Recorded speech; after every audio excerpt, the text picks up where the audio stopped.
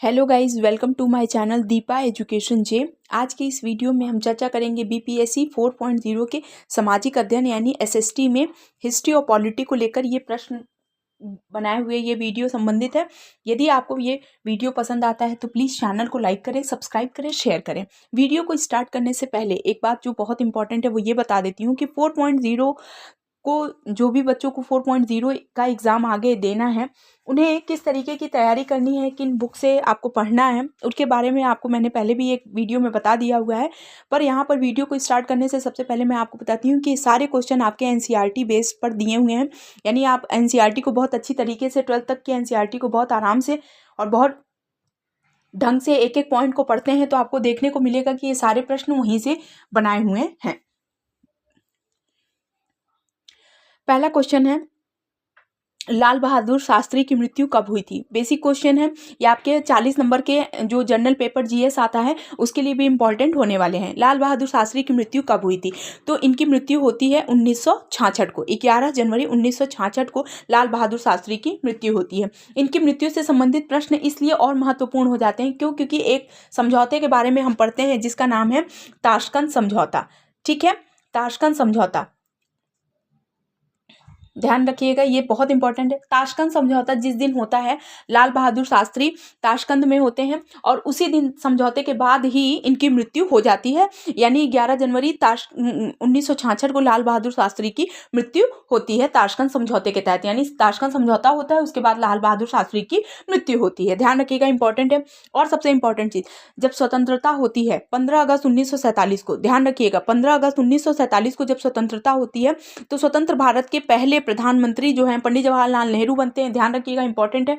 और ये लगातार समझिएगा इस बात को, पंचशील समझौता करते हैं। पंचशील समझौता भी ध्यान रखिएगा, बहुत ज़्यादा इंपॉर्टेंट है। और पंडित जवाहरलाल नेहरू, राजेंद्र प्रसाद, पंडित जवाहरलाल नेहरू, ध्यान रखिएगा, राजेंद्र प्रसाद, डॉक्टर भीमराव अंबेडकर, ये जितने भी महत्वपूर्ण थे, ये जितने भी महत्वपूर्ण नेता जो थे वो संविधान निर्मात्री सभा में भी बहुत ही अहम भूमिका निभाते थे। डॉक्टर भीमराव अंबेडकर, पंडित जवाहरलाल नेहरू, डॉक्टर राजेंद्र प्रसाद, वल्लभ भाई पटेल, ये सब लोगों की महत्वपूर्ण भूमिका रही है। लेकिन इन सब महत्वपूर्ण नेताओं की एक जो सबसे मेन बात है, जो कॉमन बात है, वो ये थी कि सबके विचार एक दूसरे से सहमत नहीं थे। यानी संविधान सभा का जब भी निर्माण हुआ है तो इन सभी सदस्यों में एकमत नहीं था। यानी कि डॉक्टर भीमराव अंबेडकर जहां पृथक निर्वाचिका की मांग कर रहे थे, जहां पर वो अछूतों के लिए एक पृथक निर्वाचन की मांग कर रहे थे, बाद में उन्होंने गांधी की सलाह पर इस मांग को करना छोड़ दिया। क्योंकि जब देश आज़ाद हुआ तो उन्होंने बढ़ती हुई हिंसा को देख लिया और हिंसा को देखते हुए डॉक्टर भीमराव अंबेडकर ने इस मांग को क्या किया था, खारिज किया था। इस मांग को कहना या इसका समर्थन करना बंद कर दिया था। इंपॉर्टेंट चीज। दूसरी चीज, पंडित जवाहरलाल नेहरू स्वतंत्र भारत के प्रथम प्रधानमंत्री बने, पहली चीज। दूसरा पॉइंट, तीसरा पॉइंट यहाँ पे देखेंगे कि जो हम डॉक्टर राजेंद्र प्रसाद के बारे में पढ़ते हैं, डॉक्टर राजेंद्र प्रसाद स्वतंत्र भारत के प्रथम राष्ट्रपति बने। ध्यान रखिएगा, प्रथम राष्ट्रपति बने। और डॉक्टर राजेंद्र प्रसाद की बात करें तो अगर संविधान सभा की पहली बैठक 9 दिसंबर को होती है तो 9 दिसंबर 1946 के संविधान सभा के अध्यक्ष बनते हैं डॉक्टर सच्चिदानंद सिन्हा, जो अस्थायी अध्यक्ष थे। तो स्थायी अध्यक्ष ठीक 2 दिन बाद यानी 11 दिसंबर 1946 को जो दूसरी बैठक हुई, उस दूसरी बैठक में डॉक्टर राजेंद्र प्रसाद मेन यानी स्थायी अध्यक्ष बने थे। देखिए, एक क्वेश्चन से मैंने आपको लगभग 10 पॉइंट्स बताए और ये 10 पॉइंट आपके एग्जाम के लिए बहुत इंपॉर्टेंट होने वाले हैं। आगे है क्वेश्चन, चौरी चौरा कांड कब हुआ था। तो चौरी चौरा कांड हुआ था 4 फरवरी 1922 को। एनसीईआरटी में यही डेट दी हुई और यही डेट आपकी एकदम कंफर्म है। चौरी चौरा कांड कब हुआ था, तो 4 फरवरी 1922 को। तो इसके बारे में भी पहला पॉइंट मैं आपको बता देती हूँ कि यहाँ पर हम जब चौरी चौरा कांड पढ़ते हैं या राष्ट्रीय आंदोलन के बारे में जब भी पढ़ते हैं तो हम गांधी जी के बारे में पढ़ते हैं। तो गांधी जी के बारे में मैं आपको बिल्कुल शॉर्ट में बताती हूँ कि 1893 में ये साउथ अफ्रीका गए हुए थे, गुजरात के दादा अब्दुल्ला का केस लड़ने के लिए साउथ अफ्रीका गए थे। जब ये भारत से साउथ अफ्रीका गए थे तो उस समय की भारत की स्थिति और अब जब ये भारत वापस आए थे तब की भारत की स्थिति में काफ़ी परिवर्तन उन्होंने देखने को मिला था। यानी जो स्थिति पहले थी उससे बद से बदतर स्थिति अब हो चुकी थी। ठीक, अब कब गए थे, 1893 में। वहीं पर ये महात्मा जो शब्द मिला है, महात्मा जैसे जब वो गांधी लोकप्रिय हुए हैं तो ये साउथ अफ्रीका में ही हो गए थे। सबसे पहला प्रयोग जो सत्याग्रह का प्रयोग किया उन्होंने साउथ अफ्रीका में किया। दूसरा पॉइंट। तीसरा पॉइंट, वो भारत कब आए, तो ध्यान रखिएगा 9 जनवरी, ये ध्यान रखिएगा, ये डेट बहुत इंपॉर्टेंट है। 1915 में ये 9 जनवरी 1915 में ये भारत आए थे। और भारत में जब ये जिस दिन आए थे उस दिन भारतीय प्रवासी दिवस के रूप में मनाया जाता है, ध्यान रखिएगा ये इंपॉर्टेंट है। 9 जनवरी 1915 को आए। तो इनके राजनीतिक ग्रुप थे गोपाल कृष्ण गोखले, ये तीसरा पॉइंट मैं बता रही हूँ। गोपाल कृष्ण गोखले ने इन्हें कहा कि आप 1 वर्ष तक यहाँ के लोगों को और भारत की भूमि के बारे में अच्छी तरीके से अध्ययन करिए, और इस अध्ययन के तहत आपको पता लगेगा कि लोगों की सोच क्या है, और इस तरीके से आप जब आप आंदोलन करेंगे तो आपको बहुत सी चीज़ें जो होंगी वो जानकारी हो जाएंगी। यही एक बहुत बड़ा रीज़न था कि 1916 में, ध्यान रखिएगा बहुत जितनी भी डेटें बता रही हूँ वो सब बहुत इंपॉर्टेंट है, 1915 में आए। और फिर से 1916 में जब बीएचयू का उद्घाटन हो रहा था, तो बीएचयू में जब इनको बुलाया गया और इनकी जब बोलने की बारी आई, तो उस समय ही उन्होंने जो समाज में किसान और निचले तबके वर्ग के लोगों के बारे में उन्होंने चर्चा की थी। और उनकी चर्चा में, उनके भाषण में जो उच्च जमींदार थे, जो उस समय वहाँ मौजूद थे, उद्योगपति थे, उनको उन्होंने टारगेट करते हुए किसानों के हित में बात की थी। और ये बात करते हुए गांधी जो थे उस समय सबके नज़र में आए, ध्यान रखिएगा। फिर चंपारण आंदोलन होता है 1917 में, ध्यान रखिएगा बहुत इंपॉर्टेंट है। उसके बाद अहमदाबाद मिल मजदूर आंदोलन में भाग लेते हैं, उसके बाद खेड़ा आंदोलन में भाग लेते हैं। और इस तरीके से प्लेग बोनस को लेकर, मिल कर्मचारियों को लेकर जो भी तर्क दिए गए थे, गांधी उसमें क्या करते हैं, सबका समर्थन लेते हैं और किसानों को पूरी तरीके से न्याय दिलाते हैं। तो इस तरीके से 6 पॉइंट ये आपके हुए। 7वां पॉइंट जो सबसे इंपॉर्टेंट है वो ये है कि इस तरीके से जब उन्होंने ये सारी चीज़ों को, जब वो चंपारण में, अहमदाबाद मिल मजदूर आंदोलन में, खेड़ा आंदोलन में जब उन्होंने कर नहीं के को लेकर के जो समर्थन किया था, इसके साथ साथ ही उन्होंने देखा कि 1919 में रॉलेट एक्ट आता है, ध्यान रखिएगा बहुत इंपॉर्टेंट है, रॉलेट एक्ट आता है। इस रॉलेट एक्ट के विरोध में क्या होता था कि बिना वकील, बिना दलील और बिना अपील के किसी भी व्यक्ति को कोई भी मुकदमा चलाए क्या कर लिया जाता था, गिरफ्तार कर लिया जाता था। बिना मुकदमा चलाए किसी भी व्यक्ति को गिरफ्तार कर लिया जाता था और उसकी रिहाई नहीं होती थी, उसको रिहा नहीं किया जाता था। और इस एक्ट का पूरी तरीके से क्या किया जा रहा था, विरोध किया जा रहा था। महात्मा गांधी ने भी इस एक्ट का पूरी तरीके से क्या किया था, विरोध किया था। उसके बाद 1919 में ये रॉलेट एक्ट के साथ साथ आप जो हम देशव्यापी में देखा जाता था वो था खिलाफत आंदोलन। यानी खिलाफत आंदोलन का मतलब ये था कि टर्की के खलीफा के खिलाफ, टर्की के खलीफा जो थे वो सर्व इस्लामवाद के सिद्धांत प्रवर्तक थे, और उन्होंने उन अतातुर्क कमाल के द्वारा इन्हें क्या कर दिया गया, हटा दिया गया, जिससे सभी जितने भी मुस्लिम थे उनके धर्म को क्या हुआ गया, पूरी तरीके से ठेस पहुंच चुकी। इसलिए हिंदू और मुस्लिम के इन दोनों के जोड़ से अब वो खिलाफत कमेटी और ये जो रॉलेट एक्ट था, इस सब के विरुद्ध ये पूरी तरीके से एक असहयोग आंदोलन को प्रारंभ किया। असहयोग आंदोलन के रूप में इन्होंने 100 वर्षों के में जो एक चांस आता है कि हिंदू मुस्लिम दोनों को इस समय क्या है, दिक्कत है, परेशानी, इन दोनों को मिलाकर अगर हम असहयोग आंदोलन करते हैं, स्वराज की कामना करते हैं, तो हमें 1 वर्ष के भीतर असहयोग आंदोलन के तहत, असहयोग आंदोलन के तहत भी उन्होंने हिंसा का साथ दिया। उन्होंने बताया कि हमारे इस आंदोलन में सभी लोग जो होंगे वो हिंसा का साथ देंगे, और हिंसा के साथ ही उन्होंने 1 अगस्त 1920 को असहयोग आंदोलन की शुरुआत कर दी।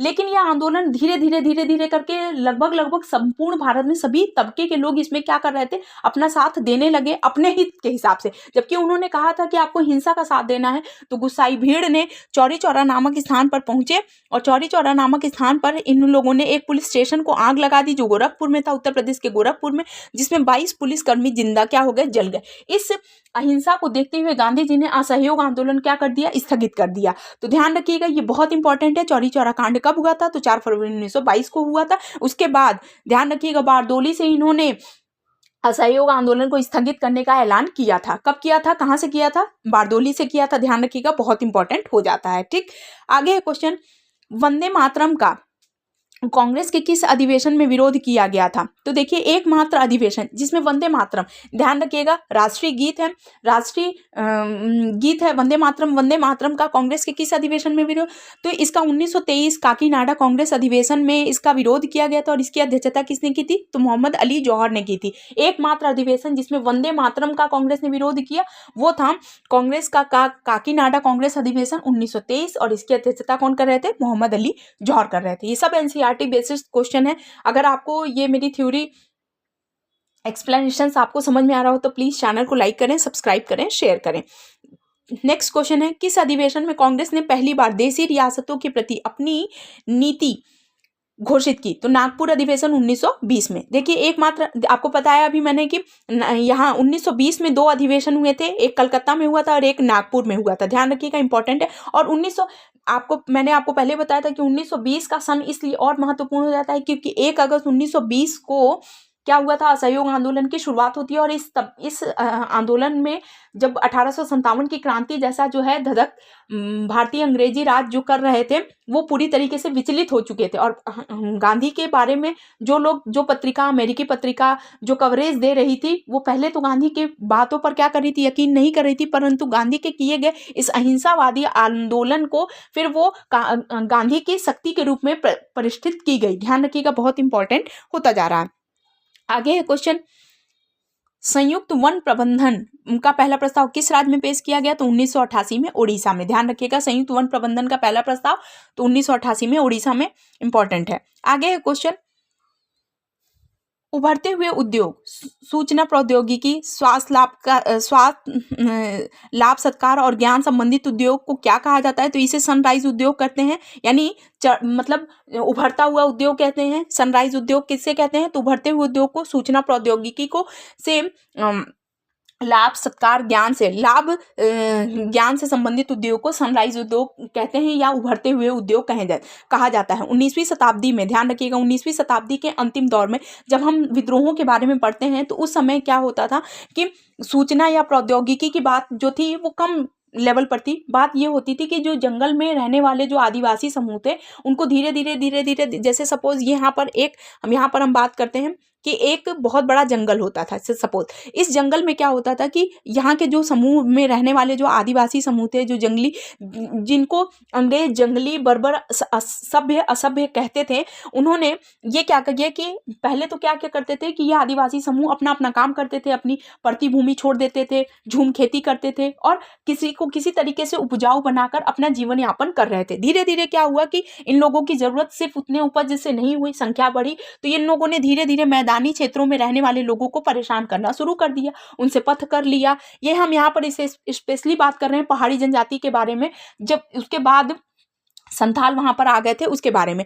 तो अब क्या हुआ कि जो लकड़ियां जो थी, जंगल की जो लकड़ियां थी, वो धीरे धीरे क्या की ब्रिटिश अधिकारियों ने इन्हें काटना शुरू कर दिया। तो जो ये आदिवासी समूह थे जो मैदानी भाग में आकर लूटपाट करते थे, अब वो धीरे धीरे ऊपर की तरफ जाने लगे, यानी उनका क्षेत्र जो पहले इतना व्यापक था वो बिल्कुल कम में समेट कर रह गया था। और इस तरीके से ये जो जनजातियां थी वो पूरी तरीके से क्या हो गई, विलुप्त हो गई। अब लकड़ी के जो काम थे वो क्या थे, उस समय स्लीपर्स की जरूरत होती थी, इसलिए लकड़ी की भी बहुत ज्यादा जरूरत होती थी। बाद में क्या हुआ कि इन लकड़ियों की जरूरत फर्नीचर आदि को बनाने में होने लगी। और फर्नीचर से भी ज्यादा जो है धीरे धीरे समय बदलता चला गया और सूचना प्रौद्योगिकी क्षेत्र में, ध्यान रखिएगा, टेलीविजन का, संवाद का, संचार के विभिन्न माध्यमों का प्रयोग होने लगा। और विभिन्न प्रयोग के साथ साथ इन उभरते हुए उद्योगों की क्या होने लगी, विकसित होने लगे, उपज होने लगी, इसीलिए इन्हें सनराइज उद्योग कहा जाता है। आई होप ये सारी चीजें आपको समझ में आ गई होंगी।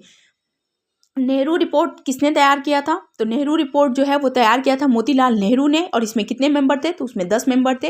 ध्यान रखिएगा, बहुत इंपॉर्टेंट क्वेश्चन है। नेहरू रिपोर्ट जो थी वो एक तरीके से संविधान बनाने की एक रिपोर्ट थी। मैंने अगर स्टार्टिंग की बात करें तो संविधान बनने से पहले या संविधान का कैसा प्रारूप हो, ये पूरी तरीके से नेहरू रिपोर्ट में दिया था। बर्किनहेड ने इनको एक चैलेंज किया था कि यदि आप इतने ही सक्षम हैं, भारतीय अगर इतने ही सक्षम हैं, अगर उनको ब्रिटिश की जरूरत नहीं है या ब्रिटिश अधिकारियों की जरूरत नहीं है, तो आप अपना संविधान खुद एक बार बना के हमें दिखा दीजिए। इसीलिए इसी बात को तय करते हुए नेहरू ने, मोतीलाल नेहरू की अध्यक्षता में सबने मिलकर, 10 मेंबर ने मिलकर एक नेहरू रिपोर्ट तैयार की। हालांकि इस रिपोर्ट को पेश नहीं किया जाए, न सफलता मिली, परंतु ये बताया जाता है कि नेहरू रिपोर्ट जो है वो तैयार की गई थी। और इसमें कितने मेंबर थे?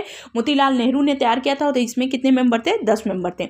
लंदन में ईस्ट इंडिया एसोसिएशन की स्थापना किसने की थी? तो लंदन में ईस्ट इंडिया एसोसिएशन की स्थापना दादा भाई नौरोजी ने की थी। ध्यान रखिएगा, बहुत इंपॉर्टेंट है। दादा भाई नौरोजी को हम एक कार्य के लिए और भी ज़्यादा जो महत्वपूर्ण मानते हैं वो है धन निकासी के सिद्धांत के लिए। आगे है क्वेश्चन, अलीगढ़ आंदोलन का नेतृत्व किसने किया था? तो अलीगढ़ आंदोलन का नेतृत्व किया था सर सैयद अहमद खान ने। ध्यान रखिएगा, बहुत इंपॉर्टेंट है। अलीगढ़ आंदोलन का नेतृत्व किसने किया था? तो सर सैयद अहमद खान ने किया था। कोलचेल का युद्ध कब हुआ था? 1741 में कोलचेल का युद्ध हुआ था।